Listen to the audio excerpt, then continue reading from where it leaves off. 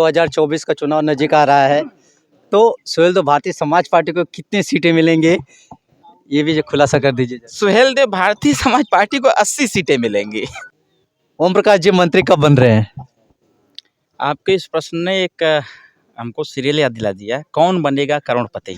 दूसरा प्रश्न आपने किया है कि जो राजभर समाज के लिए एसटी आरक्षण है, एसटी आरक्षण को लेकर के हमारा हर एक नेता, हर एक कार्यकर्ता इस पे सकारात्मक सोच रखता है।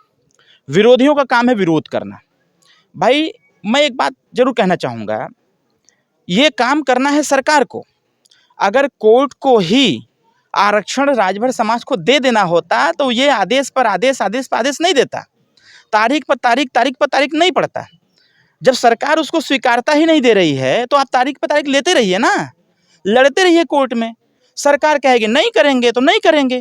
तो हमारे द्वारा जो दिए गए आपके राजभर एक्सप्रेस चैनल पर जो भी दर्शक हमको देख रहे हैं, मैं उनसे आग्रह करूंगा कि आने वाले मार्च, अप्रैल और मई 3 महीने में अटल आवासीय विद्यालय का एडमिशन होगा।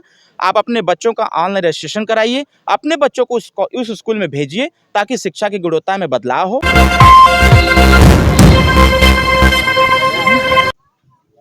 नमस्कार दोस्तों, राजभर एक्सप्रेस में आप लोग का तहे दिल से स्वागत है। इस समय हिसामपुर जौनपुर में है और यहाँ पे सुहेलदेव भारतीय समाज पार्टी महाराष्ट्र के अध्यक्ष श्री उमाशंकर राजभर जी की मम्मी के तेरही में माननीय अरविंद राजभर जी आए हैं और इस समय सुहेलदेव भारतीय समाज पार्टी की चर्चा जोरों पे है।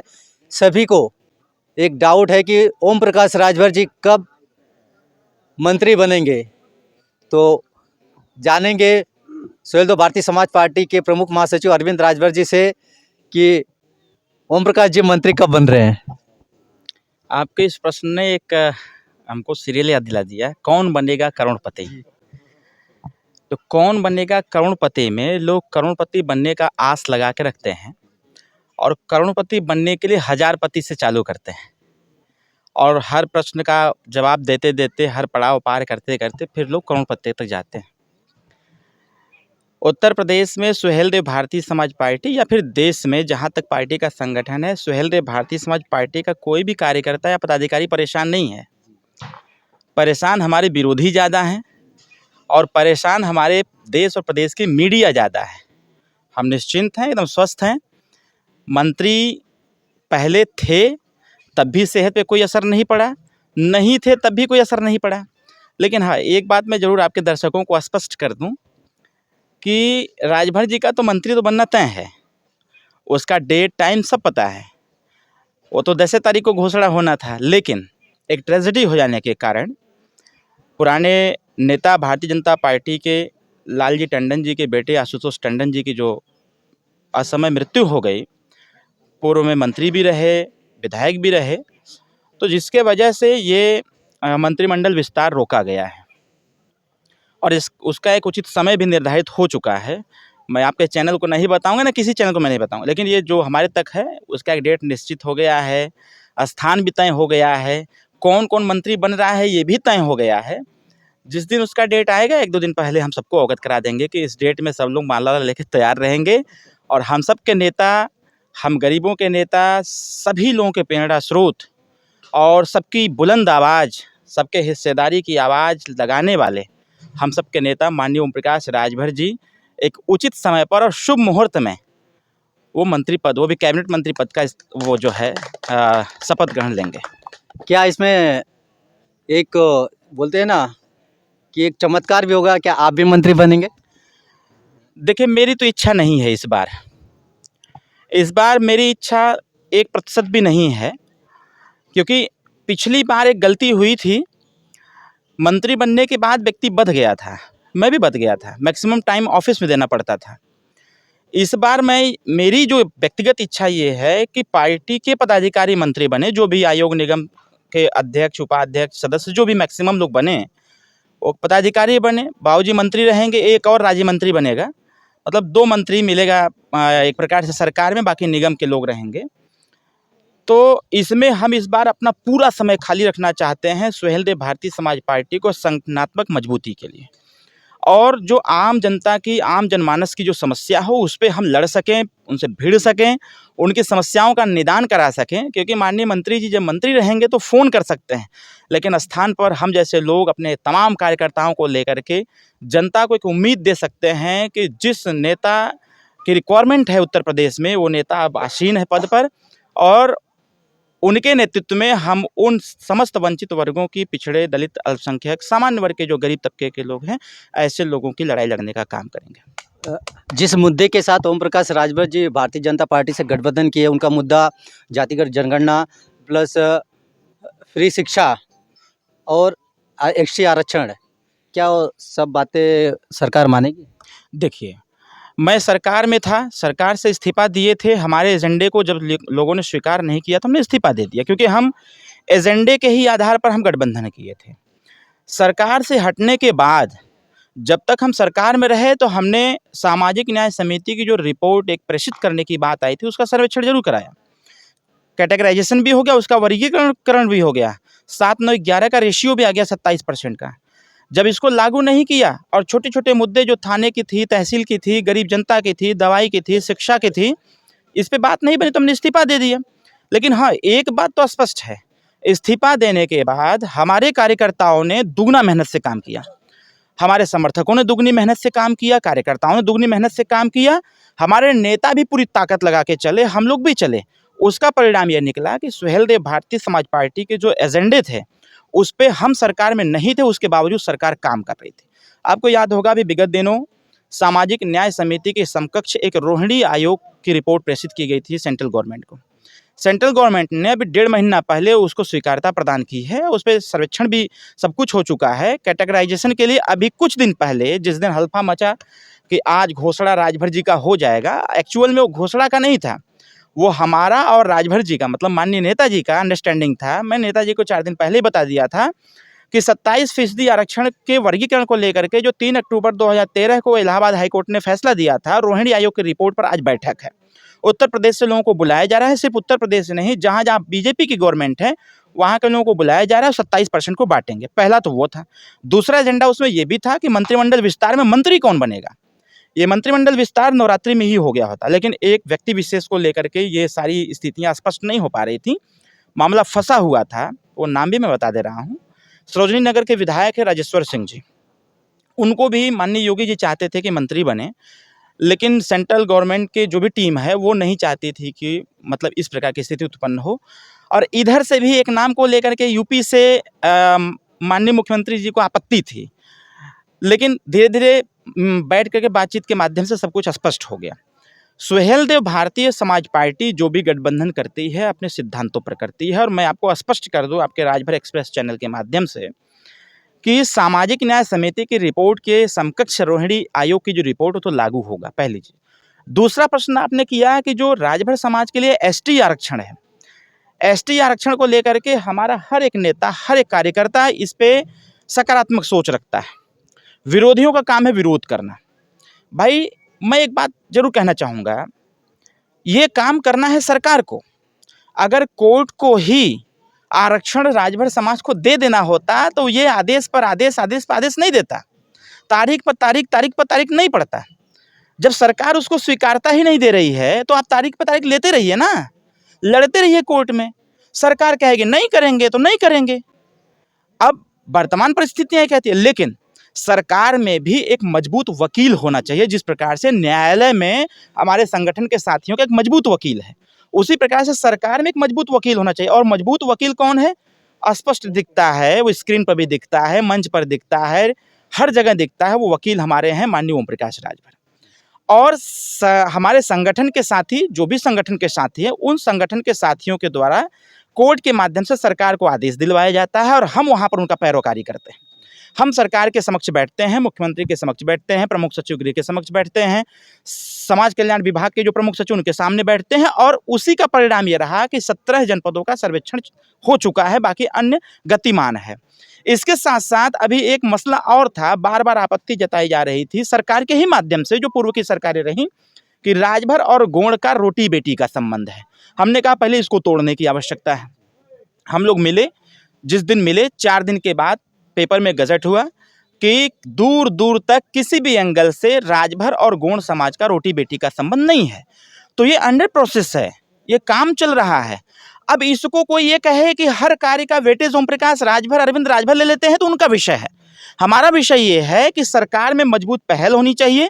सरकार मतलब माननीय मुख्यमंत्री के सामने वो सारे तथ्यात्मक तरीके से कौन बात रख सकता है, बहुत लोग बात रखते हैं, लेकिन वो सिर्फ फोटो खिंचाने तक ही सीमित रह जाता है। हर समय मीडिया में आकर के, हर समय हर पटल पर आकर के मंत्रियों से मिलना, अधिकारियों से मिलना, उनको हर साक्ष्य उपलब्ध कराना, बाकी बातचीत करना, क्योंकि ये हमारे समाज के लिए सबसे बड़ा एजेंडा है एसटी आरक्षण। और सिर्फ एसटी आरक्षण से ही काम नहीं बनेगा। एसटी आरक्षण के साथ साथ सामाजिक गणना भी होनी चाहिए, जातिगत जनगणना भी होनी चाहिए। मैं आपके प्रश्न का उत्तर इसलिए दे रहा हूँ क्योंकि इससे ये स्पष्ट हो जाएगा कि हमारी जनसंख्या कितनी है। जैसे बिहार में राजनीतिक और सामाजिक चेतना न होने के कारण हम प्रतिशत में भी नहीं आ पाए, लेकिन जो हम लोगों ने गणना करा रखा है, जो हम लोग 28 जनपदों का दौरा करके जो हमने पाया है, जितना हमारे बिहार की सरकार गणना बता रही है उतना खाली बिहार लोकसभा में अकेले मतदाता हमारे हैं। तो कहीं ना कहीं वो चीज़ें हम यहाँ नहीं होने देना चाहते, इसलिए हम जातिगत जनगणना चाहते हैं। और जातिगत जनगणना जब हो जाएगी तो हमारा वोट परसेंटेज या फिर हमारी पॉपुलेशन कितनी है उसके अनुसार, जिसके मान्यवर कांसीराम साहब ने जो कहा था, जिसकी जितनी संख्या भारी उसकी उतनी हिस्सेदारी, तो उसके अनुसार हमें आरक्षण देना चाहिए। तो आपके द्वारा पूछे गए हर प्रश्नों का उत्तर हमारे सारे शब्दों में आ गया है। और मैं ज़रूर कहना चाहूँगा, जो भी जिस स्तर पर मेहनत कर रहा है, सामाजिक न्याय की लड़ाई लड़ रहा है, वो अपना लड़ाई जारी रखे। हमसे जो बन रहा है वो हम करेंगे, हम नहीं रहेंगे कोई दूसरा करेगा। लेकिन ये समाज की जो लड़ाई है, उसकी हिस्सेदारी भागीदारी की जो लड़ाई है, वो लड़ाई हमेशा गतिमान होनी चाहिए, लड़ाई लड़ते रहना चाहिए। और रही बात, एक आपने और बात पूछा है कि शिक्षा को लेकर के क्या बदलाव आ रहा है, क्या सरकार में मंत्री बनने के बाद शिक्षा में परिवर्तन हो सकता है या नहीं। तो मैं आपके चैनल के माध्यम से सभी दर्शकों को स्पष्ट रूप से एक संदेश भी देना चाहता हूँ। सुहेलदेव भारतीय समाज पार्टी हमेशा बात करती है समान शिक्षा की। जो पढ़ाई अमीर के बेटे को, वही पढ़ाई गरीब के बेटे को। इस स्थिति को देख करके 2002 के संघर्ष से लगातार संघर्ष कर रही है हमारी सुहेलदेव भारतीय समाज पार्टी। उसका परिणाम ये निकला कि अभी विगत 22 तारीख को माननीय प्रधानमंत्री जी, देश के प्रधानमंत्री जी ने आकर के अटल आवासीय विद्यालय का उद्घाटन कराया। उत्तर प्रदेश के 18 मंडल में उसकी स्थापना हो गई, कई जगह संचालित भी है। एक में हमारे खुद ससुर जी पढ़ा रहे हैं इसमें बस्ती में, तो उनके द्वारा मुझे सारी स्पष्ट जानकारी मिलती रहती है। हमारा जो मानना ये था कि गरीब के बच्चों को भी एक ऐसी संस्था डेवलप होनी चाहिए जहां गरीब के बच्चे जाके पढ़ सकें। तो अटल आवासीय विद्यालय पर सरकार काम की और मजदूर और गरीब के बेटे जाति बंधन तोड़ करके, जो भी गरीब तबके के बच्चे हैं, होनहार हैं पढ़ाई लिखाई में, ऐसे बच्चों का अटल आवासीय विद्यालय में एडमिशन हो रहा है, पढ़ भी रहे हैं। अब पढ़ाएगा कौन वहाँ पर? गाँव के सरकारी विद्यालय में जो मास्टर पढ़ाते हैं, मास्टर वहाँ नहीं पढ़ाएंगे, वहाँ पढ़ाएगा कौन? शिक्षा की गुणवत्ता को बढ़ाने के लिए, गरीब बच्चों को अच्छी शिक्षा देने के लिए अटल आवासीय विद्यालय में retired IAS, retired IPS, retired PCS, KVS केंद्रीय विद्यालय के जो रिटायर्ड प्रिंसिपल हैं वो पढ़ा रहे हैं। आर्मी के जो फर्स्ट ग्रेड के जो ऑफिसर्स रहे हैं, रिटायर्ड हो गए, वो पढ़ा रहे हैं। जब वो पढ़ाएंगे तो बच्चों की शिक्षा की गुणवत्ता बढ़ेगी, मीन्स शिक्षा की गुणवत्ता बढ़ेगी तो अच्छी पढ़ाई उनको प्राप्त होगा, उनका दिशा सही होगा, कक्षा 5 से कक्षा 12 तक उनकी पढ़ाई होगी, निःशुल्क होगी, अच्छे माहौल में रहेंगे। तो जो गरीब और अमीर के शिक्षा के बीच की जो खाई है उसको सरकार दूर करने का काम करे। अब इसमें हम लोगों का योगदान क्या है? अब हम लोग प्रयासरत ये हैं कि ये अटल आवासीय विद्यालय हर जनपद में खोले जाएं, और एक नहीं, इसकी जितने विधानसभा उतने कॉलेज, उतने विद्यालय खोले जाएं। जो भी सरकारी विद्यालय गांव में हैं, जो मास्टर उसमें पढ़ा रहे हैं बच्चों को, उसमें जो बच्चे होनहार हैं, जो बच्चे पढ़ लिख के होनहार हैं, ऐसा एक कंपटीशन कराया जाए, एक एंट्रेंस एग्जाम कराया जाए और उसी स्कूल के बच्चों को उसमें पार्टिसिपेट कराया जाए। बच्चे उसमें जो क्वालिफाई करें उनका एडमिशन अटल आवासीय विद्यालय में हो, ताकि शिक्षा की गुणवत्ता में बदलाव हो। और ग्रामीण स्तर पर जो खिचड़ी के लिए एक सिस्टम जो अखिलेश यादव जी ने डेवलप कर दिया था, बड़ा पीठ थपथपाते हैं अपना। आज 21वीं सदी है, जिन बच्चों के झोले में लैपटॉप, अच्छी किताब और टैबलेट होनी चाहिए थी, उन बच्चों के झोले में माननीय अखिलेश यादव जी ने लैपटॉप बांटने का दावा करते हैं, उन्होंने उन बच्चों के झोले में थरिया गिलास कटोरी थमा दिया। इसी को बदलना चाहते हैं हम लोग। जब कंपटीशन होगा, उसी स्कूल के बच्चे एंट्रेंस में बैठेंगे, क्वालिफाई करेंगे, जब उनका एडमिशन होगा अटल आवासीय विद्यालय में, तो नेक्स्ट ईयर के लिए प्रिपेयर्ड रहेंगे। तो कहीं ना कहीं हमारी पहल, सरकार की पहल सार्थक है, शिक्षा के क्षेत्र में बदलाव आएगा। और जब तक गांव गरीब के बच्चे शिक्षित नहीं होंगे, तब तक कोई भी बदलाव नहीं आएगा।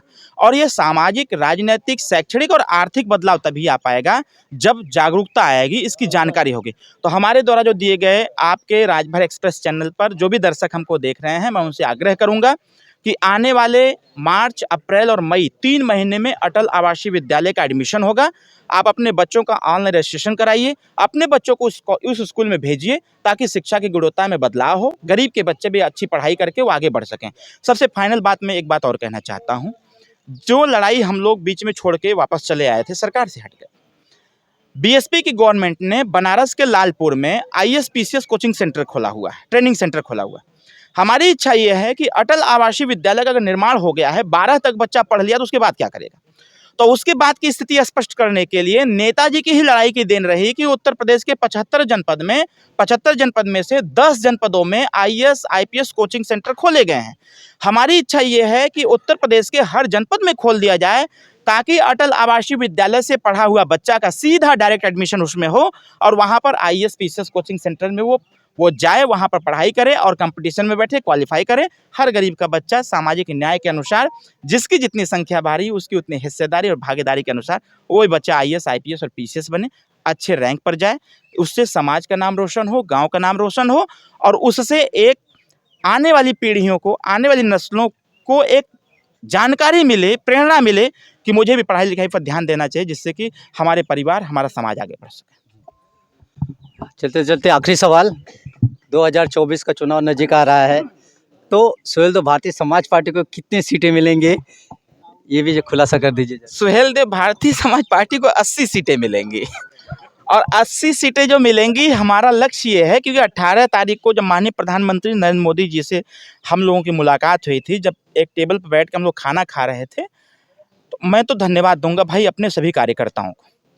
आपके चैनल के माध्यम से हमारे स्वजाति साथी जितने लोग देख रहे हैं, मैं उनके, जो हमसे बड़े हैं, वरिष्ठ हैं, उनका चरण स्पर्श करके हम आशीर्वाद की कामना करते हैं। एक बात तो मैं स्पष्ट कह देना चाहता हूँ, 18 तारीख को जब माननीय प्रधानमंत्री जी के साथ टेबल पर बैठ कर हम लोग खाना खा रहे थे, तो इस पीले गमछे में क्या ताकत है वो वहां दिख रही थी। लगभग 39 पार्टियों के बीच में एक पार्टी सुहेलदेव भारतीय समाज पार्टी, और पीला गमछा राजा सुहेलदेव राजभर जी की वीरता याद दिला रही थी कि इस पीले गमछे में कितनी ताकत है। जब माननीय प्रधानमंत्री जी के बगल में बैठा था, उन्होंने पीले गमछे को ऐसे लेके कहा कि इस पीले गमछे में राजभर साहब बहुत ताकत है।